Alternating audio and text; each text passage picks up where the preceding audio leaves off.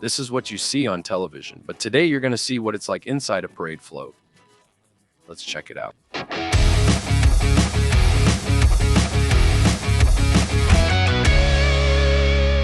You might have thought that this isn't a factory-made Boraver, but actually is. It's just from the Samba factory. It's a place here in Sao Paulo with several warehouses where the special group Samba schools build their parade floats. Entry to these warehouses is forbidden because activities inside are highly secret. We only see the parade floats when they appear on the avenue. The fun of Boraver is getting in where others can't.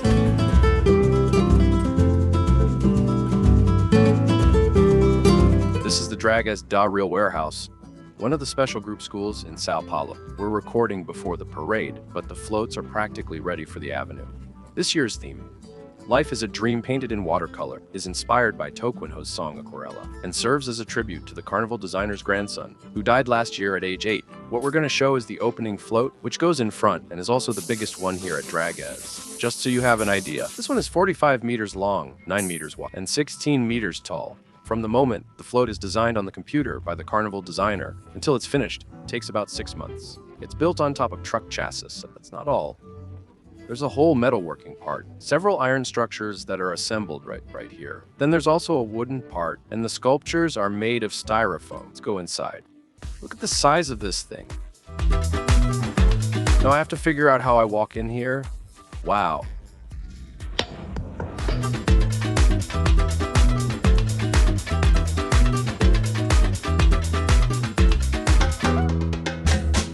From the outside, you couldn't see the wheels, but here you can tell they're really far apart. From this one to the other is about 6 meters. It's some insane engineering. It feels like we're inside a concrete wall.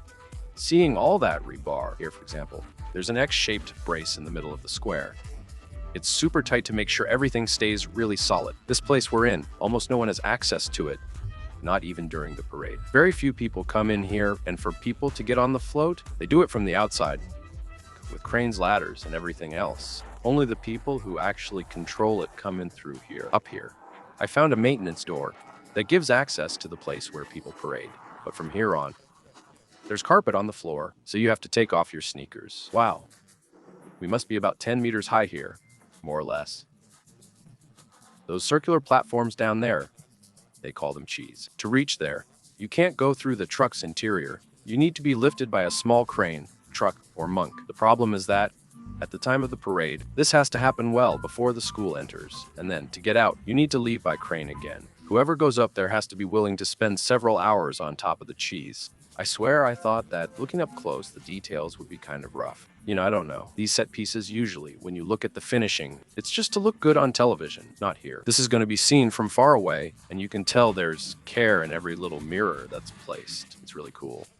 Pretty much everything we see up here is shiny. That's because later, everything will be lit up. You can see the floor is covered in LED lights. There are like light fixtures every meter. How do you turn all of this on?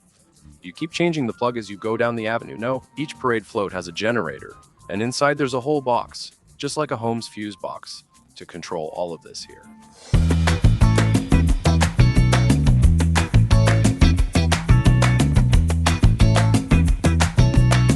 A cool thing from inside here is that we notice a good part of this iron structure is reused from parade floats that have already been used. If you pay attention to the details, you see welding spots, cords that are from structures that existed before. The first floor of the parade float has a backstage-like area where people stay hidden and enter only at a certain point in the music. These are the scenic groups. Here in the front, there's an area that looks like a stage, and that's where they'll appear. Just so you have an idea, about 80 people parade on top of this float, and more than 50 have to push it because, that's right, it doesn't have a motor. It doesn't move on its own, it's pushed by hand. I was curious how these structures are controlled from inside.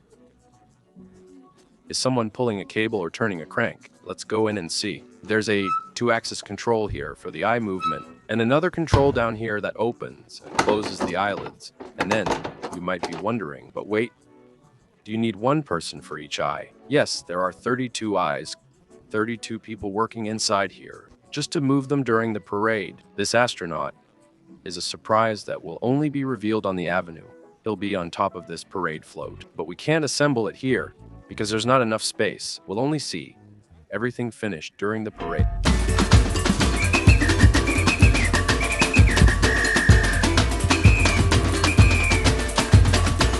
The process of creating a carnival, it starts with the theme, the story that's going to be told, right? With this script, we already know what the background will be, which are the floats, and what the costumes will be. Then it goes to other teams, right? The lighting team, the sculpture team, the painting team, the accessory team, until we get to a complete float.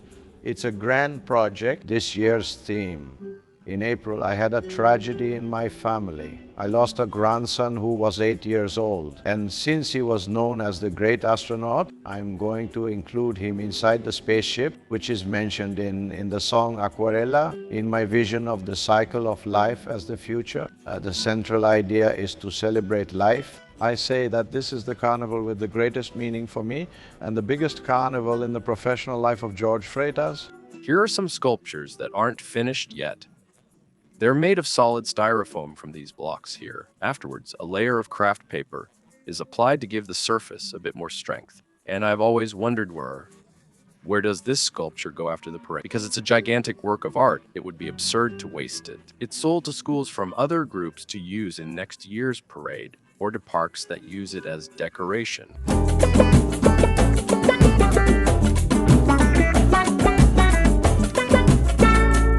We've arrived here, where all the costumes are pretty much ready. There are some mannequins with the costumes that were made as models. And of course, everyone wants to see me wearing the costume, right? It doesn't look easy to get into this. Look, there's a Velcro here to fasten it from the back. This is the back piece, which weighs about 2 or 3 kilos. Man, this thing gets hot. Oh, super fancy, huh? Man, it's all made to dance with the wind, right? Look cool, it's light, but man, it gets hot. Wearing this for 2 hours must be exhausting. People need to be fit, right? You haven't given a thumbs up yet. It's about time. What a wild samba you all do.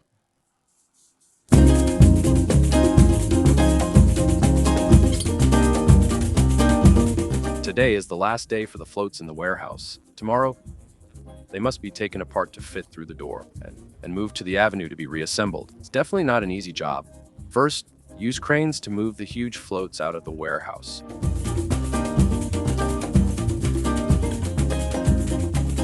They drag them by hand through Sao Paulo's streets early in the morning to avoid disrupting traffic.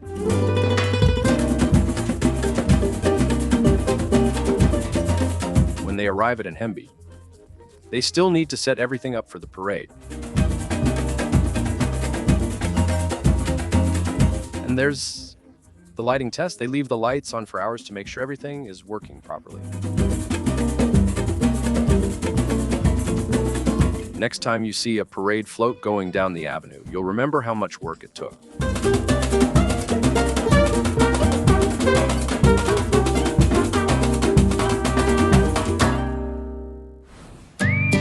You want another Bolivar? That's all about these big events that happen in Brazil. We went to a stadium during the Corinthians and Palmeiras game, so you can understand everything that goes on behind this spectacle.